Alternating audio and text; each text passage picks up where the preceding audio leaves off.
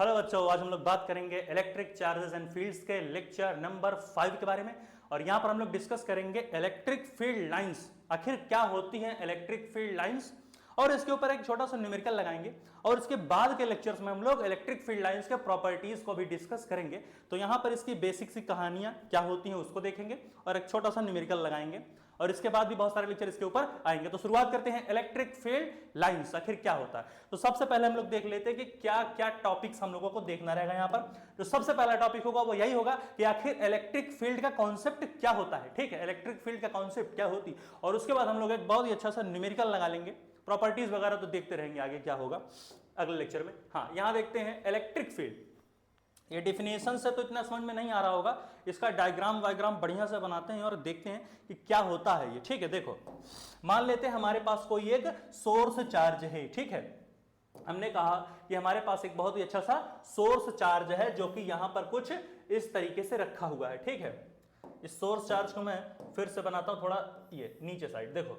हमने कहा कि ये हमारा है क्यू चार्ज। ठीक है, ये है हमारा क्यू चार्ज, जिसको हम क्या बोल रहे हैं, जिसको हम कह रहे हैं कि ये एक है सोर्स चार्ज। ठीक है, ये क्या भाई, यहां लिख ले, यहां लिख लो सोर्स चार्ज। ठीक है, अब देखो अब इलेक्ट्रिक फील्ड की उत्पत्ति कैसे हुई।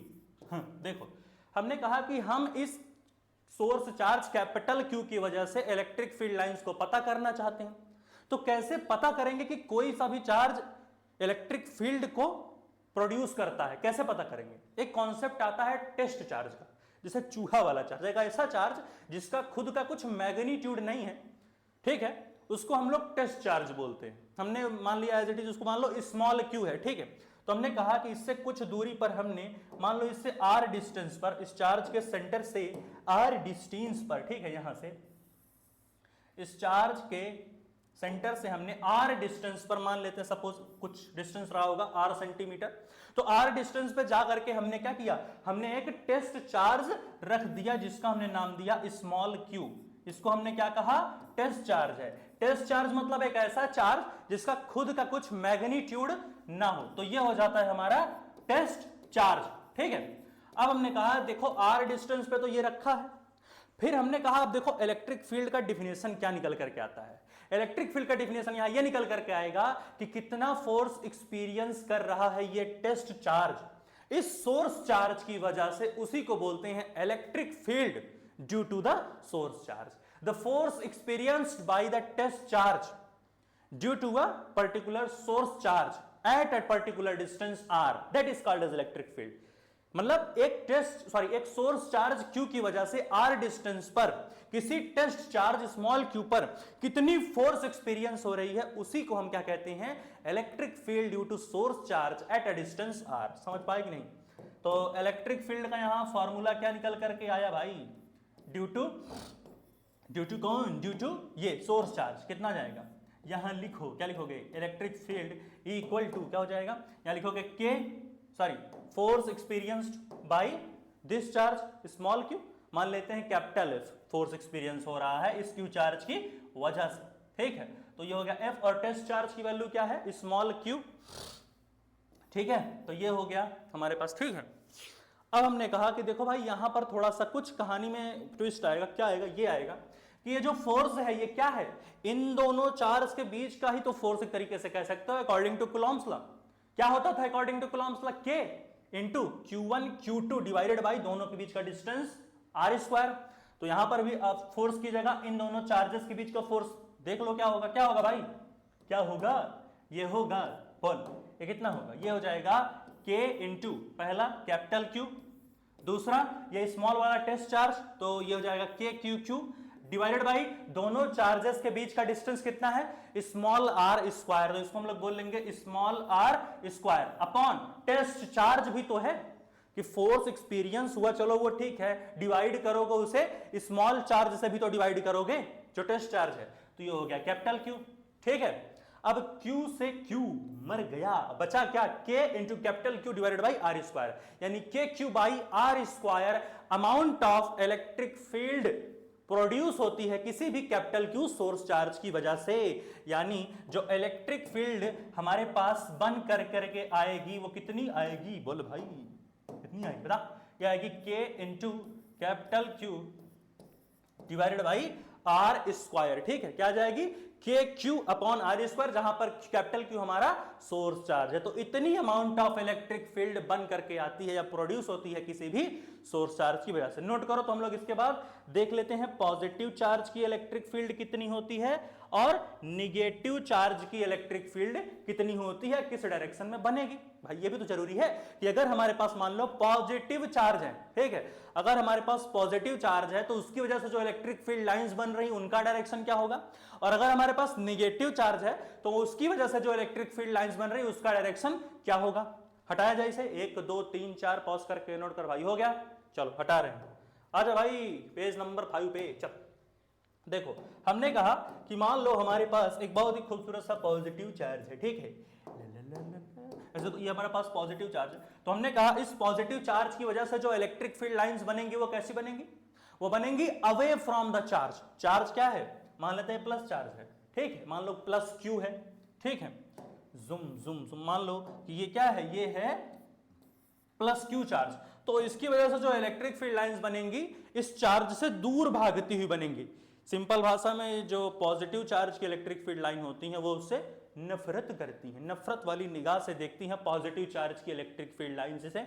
तो इसका मतलब जो पॉजिटिव चार्ज की इलेक्ट्रिक फील्ड लाइंस होंगी वो किस तरीके से हो जाएंगी, इस चार्ज से दूर भागती हुई, ठीक है, इस चार्ज से दूर भागती हुई, ठीक, दिख रहा है क्या, हाँ दिख रहा।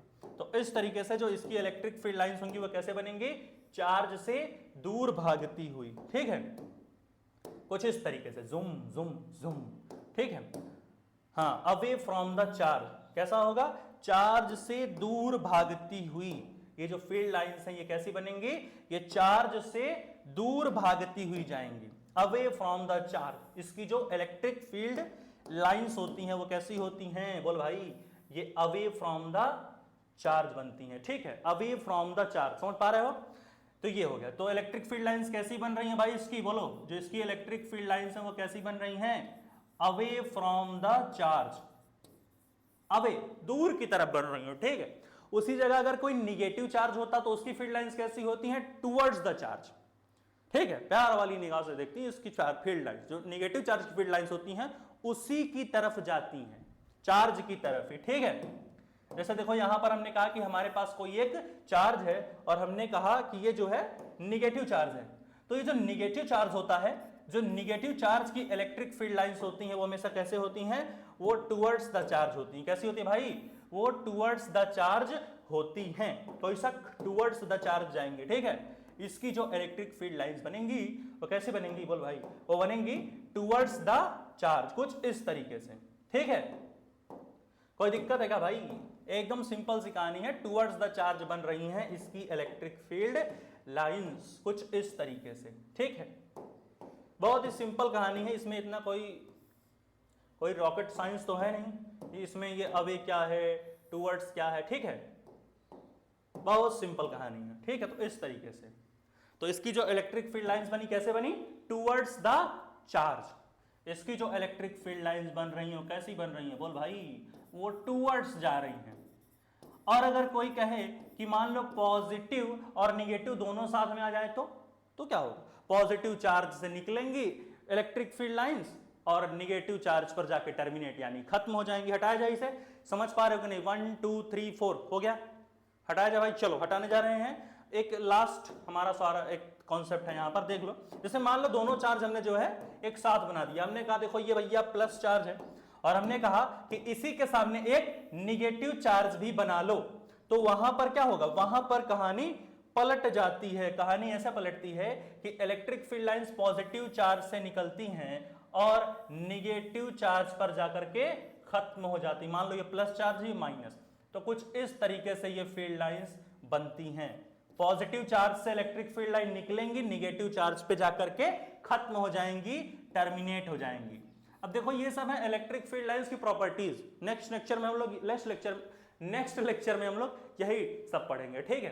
तो इसमें ऐसा कोई टेंशन का बात ही है नहीं। देखो कुछ इस तरीके से देख रहे हो, ये देखो देख रहे हो, जो इलेक्ट्रिक फील्ड लाइंस है हमेशा ये इस तरीके से जाती हैं, पॉजिटिव चार्ज से इमिट करती हैं, निगेटिव चार्ज पे इलेक्ट्रिक फील्ड लाइंस टर्मिनेट कर जाती हैं। समझ में आ रही है कि नहीं चीजें, देख लो भाई। इसके बाद हम लोग एक बढ़िया सा न्यूमेरिकल लगा लेंगे और उसके बाद इस टॉपिक को हम लोग विराम देंगे। चलो हो गया, हटाया जाए। चलो भाई आ जाते हैं हम लोग अपने न्यूमेरिकल पर। ठीक है, न्यूमेरिकल, इस न्यूमेरिकल को लगा लेंगे। इसके बाद हम लोग एक लेक्चर लाएंगे जहां पर हम लोग इलेक्ट्रिक फील्ड लाइंस की आखिर प्रॉपर्टीज क्या होती हैं उसको डिस्कस करेंगे, नेक्स्ट लेक्चर में होगा। तो यहां देख लेते हैं क्या दिया इन्होंने। कहा कि हमारे पास 2 पॉइंट चार्जेस गिवन है जिनका जो मैग्नीट्यूड है वो 10 माइक्रोकुलाम है। ठीक है, हमारे पास इन्होंने 2 चार्ज दिया किसी ट्रायंगल पर, किसी इक्विलैटरल ट्रायंगल के 2 कोनों पर 2 चार्ज हैं, मतलब एक इक्विलैटरल ट्रायंगल है। ठीक है, और उसके एक कोने पर 10 माइक्रोकूलम का चार्ज, दूसरे कोने पर भी 10 माइक्रोकूलम का चार्ज, तो तीसरे कोने पर नेट इलेक्ट्रिक फील्ड कितनी बनेगी उन दोनों 10 माइक्रोकूलम चार्जों की वजह से, वो हमको बताना है।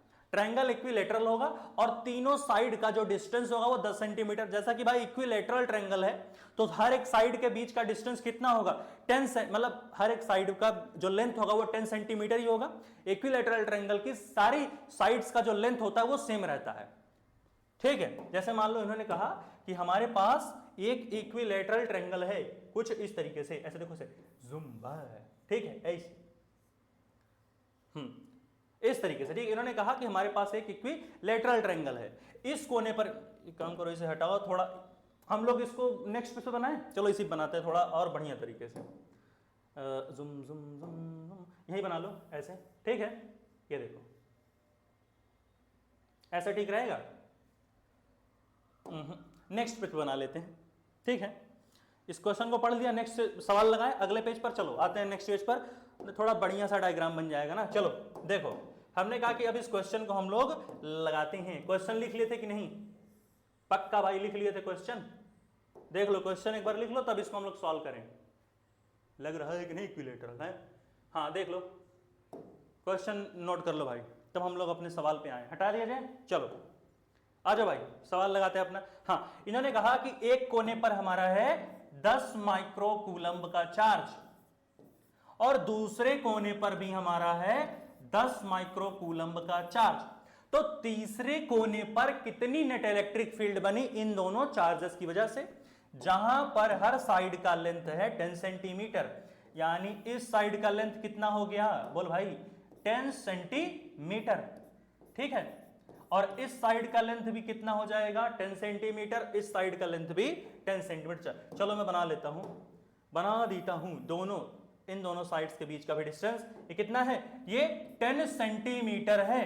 ठीक है, और जो इस साइड का भी जो लेंथ है वो कितना हो जाएगा, वो भी हमारा 10 सेंटीमीटर ही रहेगा। ठीक है, ये भी कितना रहेगा, ये भी रहेगा 10 सेंटीमीटर। अब देखो क्या होगा कि ये क्या है, ये पॉजिटिव चार्ज है। इन्होंने 10 माइक्रोकूलम बोला, निगेटिव या पॉजिटिव तो बोला नहीं। अगर निगेटिव या पॉजिटिव ना बोले तो वहां समझ लो पॉजिटिव है वो चार्ज। ये भी पॉजिटिव चार्ज, ये भी पॉजिटिव चार्ज। अभी हमने पढ़ा कि पॉजिटिव चार्ज की वजह से जो इलेक्ट्रिक फील्ड लाइन बनती है वो हमेशा अवे फ्रॉम दैट चार्ज बनती है, यानी इसकी वजह से जो इलेक्ट्रिक फील्ड बनेगी वो अवे फ्रॉम द चार्ज बनेगी, इस चार्ज से दूर जाती है, कुछ इस तरीके से। ठीक है, देख पा रहे हो डायग्राम में दिख रहा है। हाँ, इस चार्ज की वजह से जो इलेक्ट्रिक फील्ड लाइन बनेगी वो भी दूर जाती हुई बनेगी, और इसका क्या क्या भाई, दूरी तो बनेगी कुछ इस तरीके से। ठीक है, अब इन्होंने कहा कि जब दो चार्ज का मैग्नीट्यूड बराबर हो, ऐसे देख लो, इसकी वजह से जो इलेक्ट्रिक फील्ड लाइन बनी इसको E2 मान लो। ठीक है, इसकी वजह से जो इलेक्ट्रिक फील्ड लाइन बनी वो E1 बन गई। अब अगर दो चार्ज का मैग्नीट्यूड बराबर है तो उन दोनों का रिजल्टेंट जो नेट इलेक्ट्रिक फील्ड बनेगा, दो चार्ज का मैग्नीट्यूड अगर, ध्यान से, दो चार्ज का मैग्नीट्यूड अगर बराबर है तो उनकी वजह से जो नेट इलेक्ट्रिक फील्ड बनेगी वो हमेशा दोनों इलेक्ट्रिक फील्ड के बीच से बनेगी 60 डिग्री के एंगल पे। ये वेक्टर्स लॉ में पढ़ा हम लोगों ने कि मैग्नीट्यूड अगर बराबर है तो उनकी वजह से जो रिजल्टेंट मैग्नीट्यूड बनेगा उस क्वांटिटी का, वो हमेशा दोनों क्वांटिटीज के बीच से निकलता है 60 डिग्री के एंगल पे। तो इस तरीके से हम लोगों ने ये नेट इलेक्ट्रिक फील्ड इधर बनाया, और कितने एंगल पर, 60 डिग्री के एंगल पर ये सब काम होगा। और यहां जो बनेगी वो कितनी बनेगी, वो ई नेट इलेक्ट्रिक फील्ड होगी। दिख भी रहा है कि नहीं भाई? हाँ, तो ये नेट इलेक्ट्रिक फील्ड बना 60 डिग्री के एंगल पर। ठीक है, इस 10 सेंटीमीटर को मैं थोड़ा ऐसे लिख देता हूं तो हम लोग के पास जगह रहेगी, 10 सेंटीमीटर। ठीक है, अब देखो क्या हो रहा है कि यहां पर हमने कहा कि नेट, अब हमने वेक्टर अगर पढ़े होगे तो हमने वहां पढ़ा था कि दो वेक्टर का सम कैसे करते हैं, E2 भी एक वेक्टर है और E1 भी एक वेक्टर है। तो अगर हम नेट इलेक्ट्रिक फील्ड निकालेंगे तो इन दोनों वेक्टर्स का हमें वेक्टर सम करना पड़ेगा। तो दो वेक्टर्स का वेक्टर सम कैसे करते हैं, दो वेक्टर का वेक्टर सम करने के लिए हमें एक फॉर्मूला पढ़ा है जिसका फॉर्मूला होता है E नेट इक्वल्स टू, क्या होता है बोल भाई, जो नेट इलेक्ट्रिक फील्ड का फॉर्मूला बनेगा according to vector addition law, vector addition law के अकॉर्डिंग क्या हो जाएगा, ये हो जाएगा E1 का square plus E2 square plus 2E1 E2 cos theta, 2E1 E2 cos theta, यही तो होगा कि कुछ और होगा, बताओ भाई, यही तो आएगा 2E1 E2 cos थीटा। फिर से लिख देता हूं मैं, ठीक है। देखो इसका जो फॉर्मूला बनकर के आएगा वो क्या आएगा, वो आ जाएगा, ये देखो पूरा इरेज हो गया, चलो फिर देख लेते हैं फॉर्मूले को।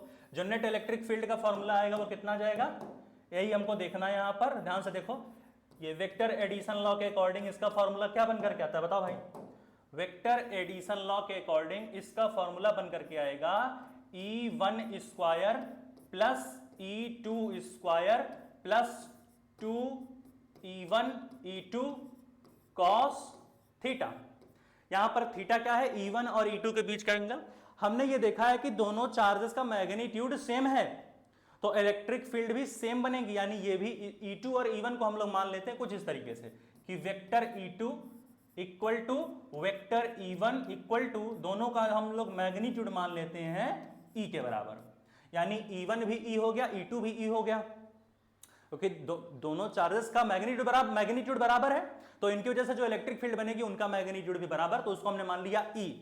तो यहां पर हम लोग सिंपली क्या लिख सकते हैं भाई, यहां पर हम लोग लिख सकते हैं ये अंडर रूट में क्या लिखोगे, अंडर रूट में यहां लिखोगे E1 की जगह E स्क्वायर, E2 की जगह E स्क्वायर, 2 E1 की जगह E, E2 की जगह E, ओवरऑल क्या बन गया E into E square.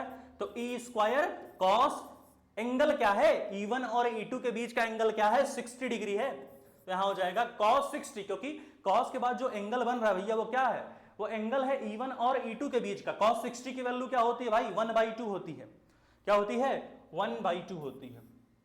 10 micro coulomb को मैं थोड़ा इधर लिख देता हूं, हम लोग के पास जगह बचेगा। हाँ देखो आगे क्या कहानी बनी, आगे ये बनेगा कि हमने कहा कि देखो कुछ इस तरीके से कहानी यहां पर कुछ इस तरीके से बदलेगी, और बदलेगी ये क्या, E स्क्वायर 2E स्क्वायर, ठीक है।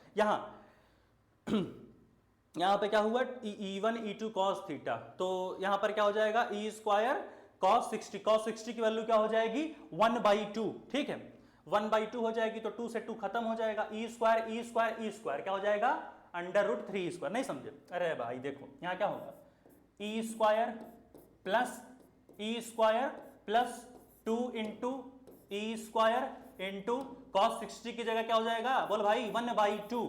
जब cos 60 की जगह 1/2 हुआ तो क्या हो जाएगा, ये 2 से 2 खत्म हो गया, बचा क्या E square plus E square. तो ओवरऑल वैल्यू जो बचेगी भैया वो कितनी आ जाएगी, जो ओवरऑल वैल्यू बचेगी वो कितनी आएगी बोल भाई, कितना आ जाएगा, जो वैल्यू आएगा वो आ जाएगा अंडर रूट में 3E स्क्वायर। अब E square into under root, ठीक है ये क्या हो गया भाई पेज अभी सर का क्या, अभी ठीक है चलो। हाँ तो हमने कहा कि यहां पर क्या हो जाएगा, यहां पर जो वैल्यू आई वो कितनी हो गई, वो हो गई हमारी E स्क्वायर। दिख रही कि नहीं कहानी यहां पर, हाँ दिख रहा भाई, चलो। तो यहां पर हमने कहा कि जो यहां पर हमारी वैल्यू आई वो कितनी आ गई, वो हमारी आ गई है अंडर रूट 3E स्क्वायर, ठीक है। अब अंडर रूट 3E स्क्वायर हमारी वैल्यू आ गई है, तो यहां पर क्या हो जाएगा, यहां पर E square into under root खत्म हो जाएगा, तो यहां पर जो हमारी वैल्यू बचेगी वो कितनी आ जाएगी, वो हमारी आ जाएगी कितनी भाई बताओ, वो हमारी वैल्यू जो निकल करके आएगी वो आ जाएगी 3 इंटू E अंडर रूट 3, यानी जो हमारी नेट इलेक्ट्रिक फील्ड आई वो कितनी आ गई E अंडर रूट 3 आई, जो हमारी नेट इलेक्ट्रिक फील्ड आएगी वो E अंडर रूट 3 आएगी। तो यहां पर इस लेक्चर को खत्म करते हैं, एक बार इस सवाल को भाई फिर से देख लो, हो गया क्लियर भाई, हटाया जाए चलो सॉन मारा है पक्का। तो यहां पर इस लेक्चर को हम लोग खत्म करते हैं। ठीक है, बहुत बहुत धन्यवाद भाई। इस लेक्चर को यहाँ पर हम लोग खत्म करते हैं। इसके बाद एक नया लेक्चर जहां पर हम लोग थोड़ा सा इलेक्ट्रिक फील्ड लाइंस की प्रॉपर्टीज को डिस्कस करेंगे। तब तक के लिए पढ़ाई करते रहें। All the very best. अगला लेक्चर हम लोग बहुत ही जल्द आएंगे।